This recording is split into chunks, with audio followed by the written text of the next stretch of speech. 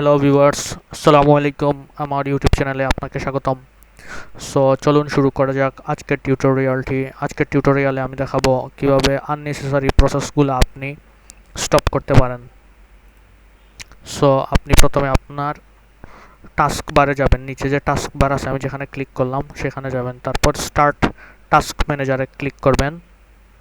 দেন এখান থেকে এই যে দেখেন প্রসেসেস, যেমন ক্যাম রেকর্ডার, অর্থাৎ আমি ক্যামস্টাশিয়া দিয়ে এখন আমি রেকর্ড করতেছি আমার স্ক্রিনটা। এখন এটা যদি আমি এন্ড প্রসেস করে দিই তাহলে কিন্তু এটা প্রসেসটা এন্ড হয়ে যাবে এবং আমি কিন্তু আর রেকর্ড করতে পারবো না। যেমন এখানে সি ক্লিনার আছে, এটা আসলে আমার এখন প্রয়োজন নাই এবং এটা আমার র্যামে 436 কেবির মতো জায়গা জুড়ে আছে, মেমোরি অ্যালোকেশন করছে। এই যে এখানে ফিজিক্যাল মেমোরি 52% দেখাচ্ছে।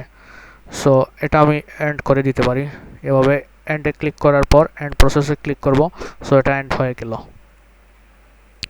দেন এখানে যেমন স্কাইপটা আমার এখন আসলে দরকার নেই ইউজ করার, তাই এটা এন্ডে করে দেব।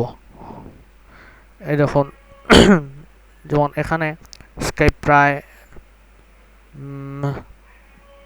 91 MBর মতো জুড়ে আছে। সো এইটাও প্রসেসটা এন্ড করে দেব। এন্ড প্রসেসে ক্লিক করে প্রসেস এটা এন্ড হয়ে যাবে। আমার র্যামের মেমোরিটা ফ্রি হবে, তখন মেমোরিটা ফ্রি হবে।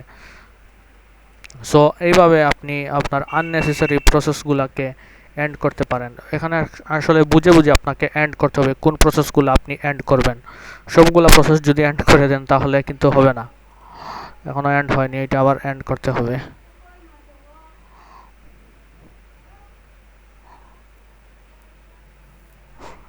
ক্লোজ,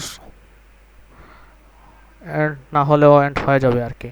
সো যদি ভিডিওটি ভালো লাগে থাকে তাহলে অবশ্যই ভিডিওটিতে একটি লাইক দিবেন, কমেন্ট করবেন, শেয়ার করবেন, আর চ্যানেলে নতুন হয়ে থাকে সাবস্ক্রাইব করবেন এবং পাশে থাকা বেল আইকনটিতে একটি ক্লিক করবেন। So please hit the subscribe button and hit the bell notification icon for more videos. Good by.